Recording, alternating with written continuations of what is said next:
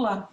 O estado de calamidade decretado em função da pandemia do coronavírus já dura mais de 2 meses. Na cabeça de todo mundo, a pergunta é como sair da situação da quarentena.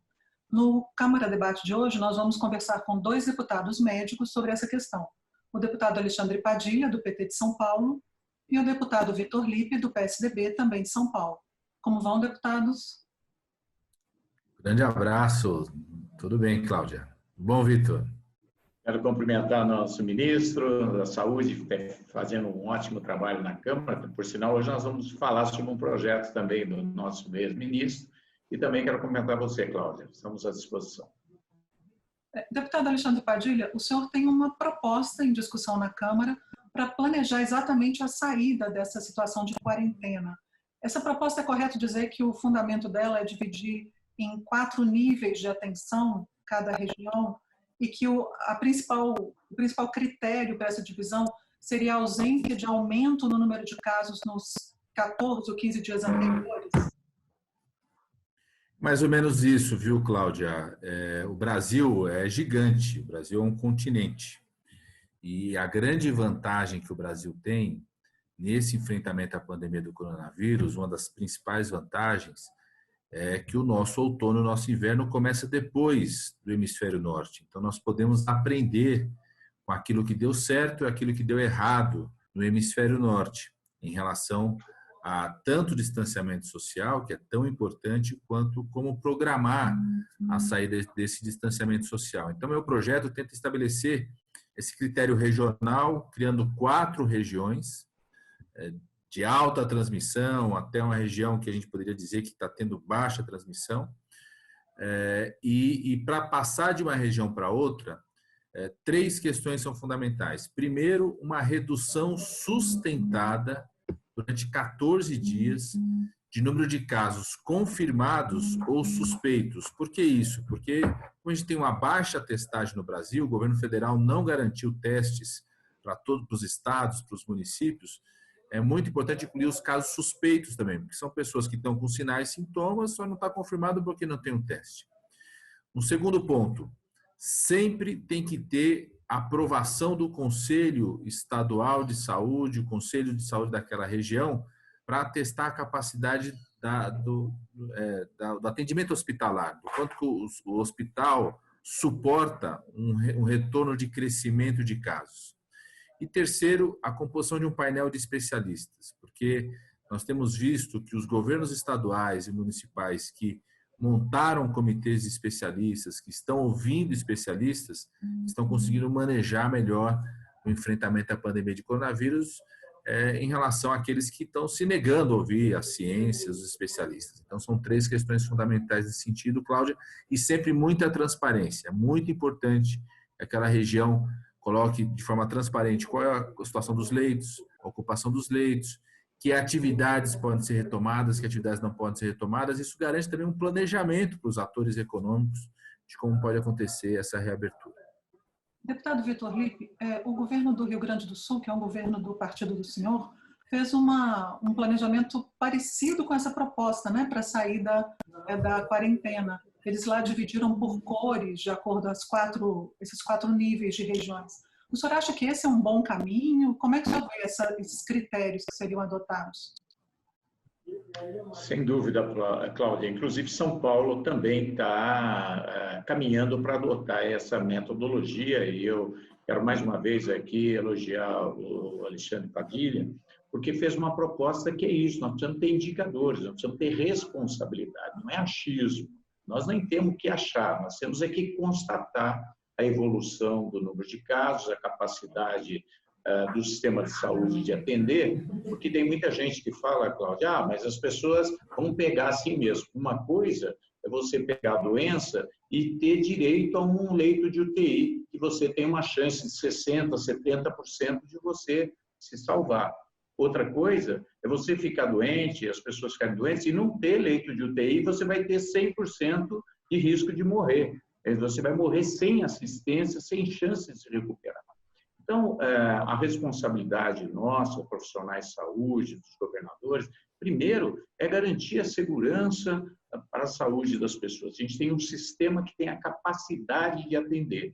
Por isso, esse esforço tão grande. Agora, lógico, nós não queremos perder vidas, mas também não queremos perder empregos, né? Empresas. É preciso a gente equilibrar isso, e a única forma que nos dá segurança é acompanhar os dados, os números, as informações e a análise técnica de pessoal especializado.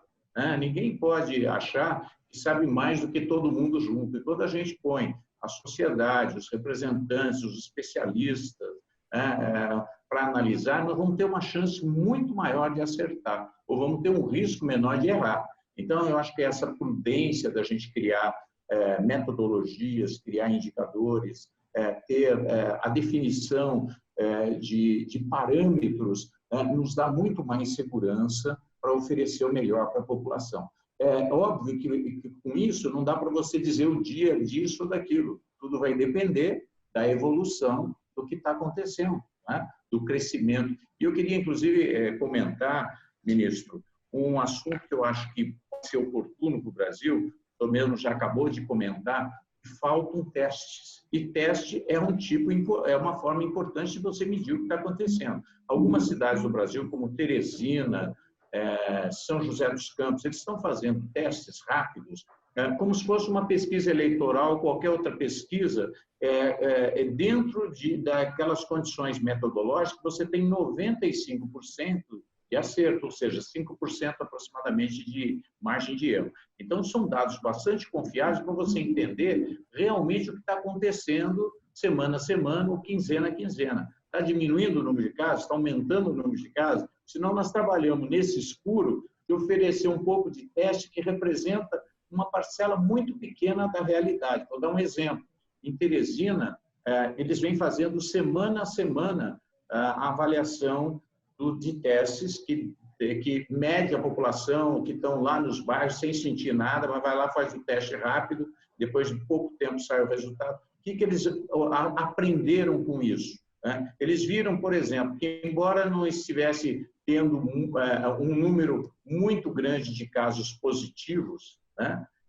Esse sistema de fazer o teste rápido em todo mundo, ou pelo menos naquela população representativa, né? Mostrou que, na verdade, os números o número real era 20, 30 vezes maior do que os números que nós tínhamos. Então, se você fizer isso com frequência, você vai ter uma análise muito próxima da realidade, como é que está se comportando o número de infectados, se está aumentando, se está estabilizado. E lá eles viram que na primeira semana que eles testaram, há uns 2 meses atrás, eles tinham X número de casos. Na segunda semana aumentou 30%. Na outra semana aumentou 40%. Na outra semana aumentou 50% do número de casos. Na outra semana aumentou 100%. É lógico que, num momento desse, ninguém vai abrir o comércio, né, ministro? Então, nós precisamos ter muita prudência e ter indicadores que sejam número de leitos de UTI, número de pessoas graves internadas, número de óbitos, mas eu acho que também a gente poderia usar muito mais os testes rápidos com metodologia para criar parâmetros seguros para que a gente possa fazer depois a abertura para diminuir ao máximo também os danos na economia e o dano aos empregos e, obviamente, o prejuízo econômico e a miserabilidade da população. Deputado, o senhor falou sobre uma experiência de município, que é Teresina, né? O Brasil é enorme, com enormes diferenças, tanto nas condições regionais como nas políticas que estão sendo adotadas. Como é que, eu queria ouvir do deputado Alexandre Padilha, que fez essa proposta, mas dos dois, como é que é a necessidade e a viabilidade de ter um critério nacional para o planejamento dessa saída da quarentena, né? Os senhores estão falando de casos de lugares muito diferentes e a gente está vendo, está faltando uma coordenação, uma política nacional para isso. É por isso essa proposta? Deputado Exatamente por isso, Cláudia, que eu tomei a iniciativa de apresentar esse projeto de lei, vou trabalhar para que ele seja aprovado, porque eu defendo que tenha um critério nacional, que seja aplicado regionalmente, seja discutido regionalmente, mas que você precisa ter um parâmetro nacional, exatamente porque você tem uma situação de disputa política que tem sido feita pelo presidente da República, de negação da ciência. Então, você ter uma diretriz nacional como essa pode ajudar, inclusive, o governador, o prefeito que está sofrendo uma certa pressão local, porque às vezes a pressão local é do comerciante, que ainda não viu o caso chegar, ou não viu o aumento chegar, ou uma preocupação até real da população como um todo. Se você tiver esse parâmetro nacional, ajuda nessa defesa local, nessa defesa regional. Uma das questões, o deputado Lippe falou uma coisa muito importante, uma das questões, inclusive, para migrar de uma região para outra, ou seja, ser desconsiderado como uma região mais grave, uma região de menor transmissão, também é a capacidade dessa região de executar testes, né? Fazer essa testagem, porque existia uma defesa, por exemplo, e infelizmente tem gente ainda defendendo isso, de que tem que deixar as pessoas se infectarem porque só com 70% da população vai se conter essa pandemia. O que está acontecendo nos outros países, e já começou a ser identificado no Brasil, mostra o tamanho da irresponsabilidade que isso pode ser. Por exemplo, em Nova York teve essa tragédia humanitária que nós vimos em Nova York, a quantidade de pessoas que morreram, quase 1/3 do número de mortes dos Estados Unidos, fizeram o teste sorológico, como disse o nosso colega deputado Lippe, em Nova York, depois dessa tragédia, e tem 20 a 25% da população só infectada. Ou seja, até chegar a 70, 80 significaria uma tragédia de 4 vezes maior. Por isso a gente precisa segurar para que o sistema de saúde possa se organizar em relação a isso, para que surjam medicamentos eficazes, para que possam surgir vacinas. No Brasil, por exemplo, pega o dado da cidade de São Paulo que saiu nesse fim de semana. Foi feito um inquérito sorológico, são alguns bairros, são os bairros, inclusive, onde começou a Covid-19, então são os bairros centrais, de mais classe média mais alta, e o resultado foi de 5% apenas da população infectada. Exatamente aconteceu isso também que o Dr. Lippe falou, 5% infectados e 91% dos que estavam infectados não estavam notificados. Então, a importância também de uma rede de testagem é fundamental para essa programação. Eu defendo critérios nacionais exatamente para isso, para que você não fique lá o gestor local, sob pressão, às vezes, da atividade econômica, da pressão econômica, né? Ele fica muito mais pressionado e acaba não podendo ter uma medida de planejamento que salve vidas nesse momento. E eu estou convencido de que os países que não se preocuparem em salvar vidas por conta da economia estão com mais dificuldades de recuperação econômica do que aqueles que se preocuparam desde o começo de salvar vidas e estão conseguindo planejar sua reabertura mais rapidamente que os países que não fizeram isso. Deputado Vitor Lippe, o senhor concorda que é preciso esse planejamento nacional e que ele é viável? Fundamental. Nós estamos muito assustados. Acho que não tem nenhum brasileiro que não esteja assustado com a postura do presidente da República, né? Porque ele vai contra todas as instituições de saúde respeitadas do mundo. A Organização Mundial de Saúde, a Organização Pan-Americana de Assistência à Saúde, aos centenas, milhares de profissionais que são vamos dizer, pessoas que dominam essa área do conhecimento, e isso nos assusta muito, porque nós temos que usar a ciência a nosso favor. A ciência foi criada exatamente para dar sempre a melhor solução. À medida que você despreza a ciência, ainda mais numa condição dessa, que milhares, centenas de milhares de vidas estão em jogo, realmente é uma grande irresponsabilidade. E falta realmente um critério, um parâmetro nacional para que a gente saiba o que fazer, né? Porque os prefeitos também não têm essa segurança e as pessoas individualmente também não. É preciso que isso faça parte de uma estratégia nacional. Então, eu quero aqui reconhecer a importância da aprovação do projeto de lei do nosso deputado Alexandre Padilha, para que a gente tenha parâmetros, os parâmetros que nos dão segurança, tá? E vão mostrar o melhor caminho, o caminho mais seguro. Uma outra área também que é importante a gente lembrar, que quando você sobrecarrega demais e entra em colapso do sistema de saúde, você prejudica muito os profissionais de saúde. Você viu o que aconteceu na Itália, né? Os profissionais exaustos, contaminados, morreram centenas e centenas de profissionais de saúde. Isso está começando a acontecer no Brasil. A gente começa a estressar o sistema, muita gente fica doente lá dentro, aí aqueles que não ficam doentes ficam super sobrecarregados, as UTIs lotadas, os hospitais sob pressão. Isso é muito ruim, então nós temos que ter responsabilidade com a população, mas também com os profissionais de saúde que estão lá arriscando a vida para salvar as pessoas. Então é preciso ter muita responsabilidade. Volto a dizer, nós estamos muito assustados com essas substituições frequentes no Ministério, essa falta de um posicionamento claro que possa trazer segurança para encontrar o melhor caminho. E mais uma questão ainda para complicar um pouco, que eu sei que não está nesse assunto, Cláudio, mas foi declarado em muitos locais, o ministro sabe a preocupação que o gestor tem, porque hoje uma licitação no Brasil demora 6 meses, 8 meses, e nós precisamos agora fazer compras emergenciais, né? Compra com dispensa de licitação.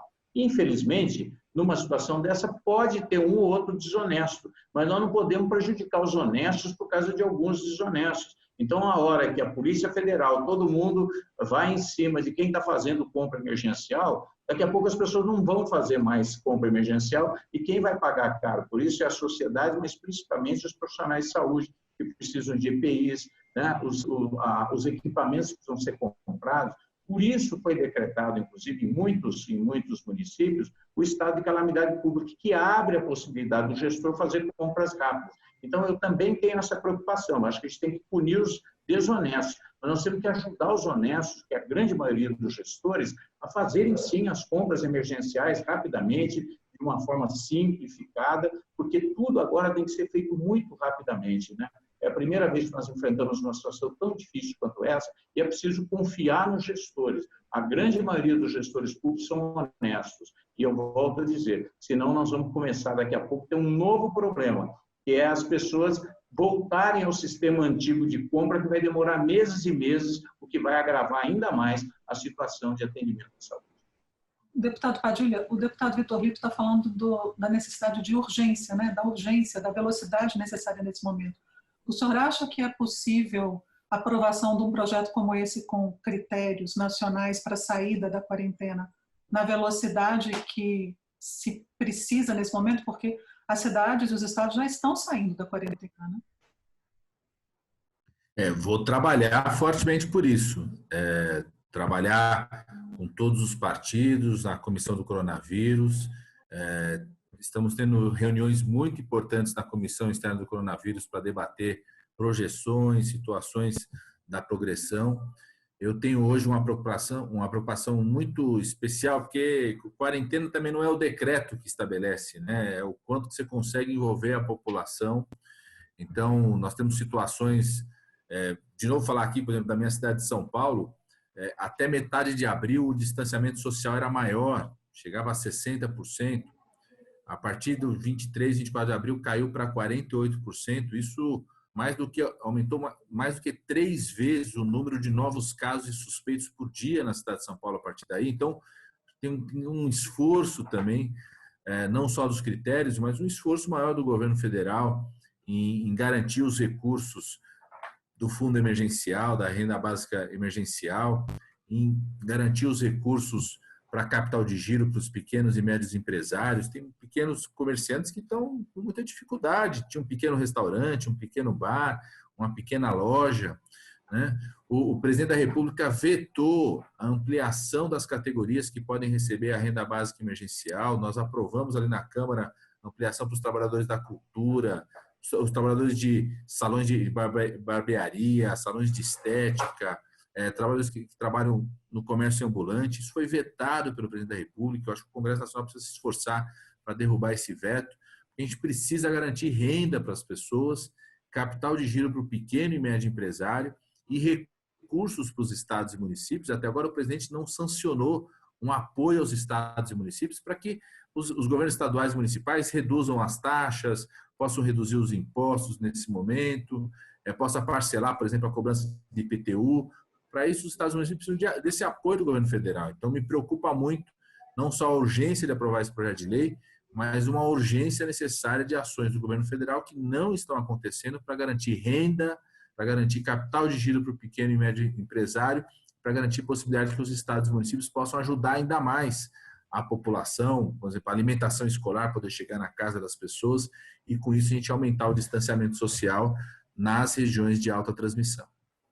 Deputado Vitor Lito, como o senhor vê essa questão do apoio das medidas aprovadas pelo Congresso e tomadas pelo governo federal e os locais para apoiar as famílias e os negócios nesse isolamento social.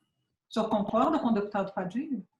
Cláudia, eu acho que nós temos que melhorar muito ainda. Eu acho que começou, a gente tem que reconhecer que houve um esforço do Congresso, do governo inicialmente. No entanto, muitas dessas questões estão trazendo problemas. Vocês se lembram a confusão das pessoas mais humildes do país, aquelas pessoas mais vulneráveis, naquelas filas enormes, com o risco de se contaminarem, que a gente espera que não volte a acontecer. Um outro problema seríssimo.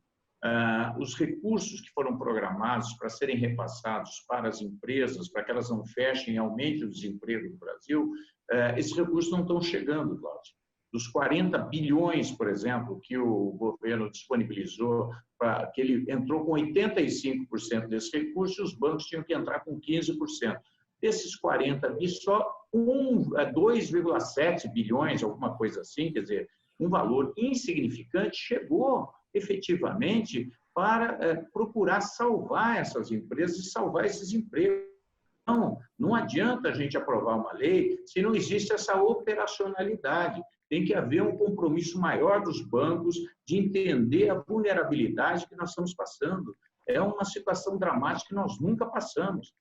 Nós nunca vivemos um momento tão difícil quanto esse, com risco de morte e risco de morte dos empregos no país. Então, é preciso mais agilidade. Nós precisamos criar mecanismos de cobrar dos bancos e um esforço é que o governo federal possa garantir, dar a garantia de 100% desse financiamento. Hoje ele dá a garantia de 85% e o banco 15%. Então, nós estamos quase que garantindo tudo e não está acontecendo, porque os bancos também, infelizmente, têm critérios que os pequenos, os médios, não conseguem acabar recebendo. Imagine quantas centenas de milhares de empresas, né? Mais de 1 milhão de empresas, que a receita está praticamente zero. Como é que eles vão pagar os funcionários? Como é que eles vão pagar o aluguel? Como é que eles vão pagar os custos, né? É preciso socorrer as empresas brasileiras também. Então, nós esperamos que nós tenhamos aí mecanismos, inclusive, talvez, quem sabe, ministro Alexandre, nós aumentarmos porque é preferível que um ou outro não consiga pagar do que a gente não consiga levar esse benefício e grande parte dessas empresas vão quebrar. Aí nós vamos ter problemas sociais gravíssimos, vamos entrar numa recessão violenta, num empobrecimento do país. Então, as vidas são muito importantes, mas quando morre uma empresa, morre um pedacinho também que produz, que gera emprego no país. Então, é preciso dar celeridade, é preciso ter mais sensibilidade do governo de garantir que esses recursos, esses bilhões, cheguem às empresas. Isso é fundamental, é urgente, está acabando o oxigênio das empresas, muitas já fecharam, já se fala em 20% de fechamento do comércio, que é irreversível, e eu acho que isso vai aumentar cada semana se esses recursos efetivamente não chegarem, né, ao seu destino, que é o grande interesse desse país também, além das vidas, né, os empregos do país. Muito obrigada, deputados. Nós conversamos com os deputados Alexandre Padilha, do PT de São Paulo, e Vitor Lippe, do PSDB de São Paulo, sobre o planejamento para a saída da quarentena na pandemia do coronavírus. Até a próxima.